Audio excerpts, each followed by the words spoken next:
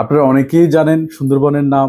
সুন্দরবন হচ্ছে UNESCO world heritage site এবং পৃথিবীর সবচাইতে বড় ম্যানগ্রোভ বন হচ্ছে সুন্দরবন, যে বনে বসবাস করে রয়্যাল বেঙ্গল টাইগার। যারা ওয়াইল্ড লাইফ আর ইকো ট্যুরিজম পছন্দ করেন তারা দেরি না করে ঘুরে আসতে পারেন সুন্দরবন থেকে।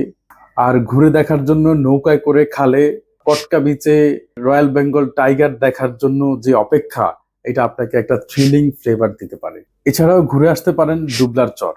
আর সুন্দরবনে যেতে হলে আপনাকে ঢাকা থেকে বাসে করে বা আপনার প্রাইভেট কারে করে বা ট্রেনে করে যেতে হবে প্রথমে খুলনা, এবং সেখান থেকে শিপে করে আপনি সুন্দরবনের গহীনে যেতে হবে। বা বাংলাদেশে অনেক ট্যুর অপারেটর আছে যারা সুন্দরবনের ট্যুর অপারেট করে।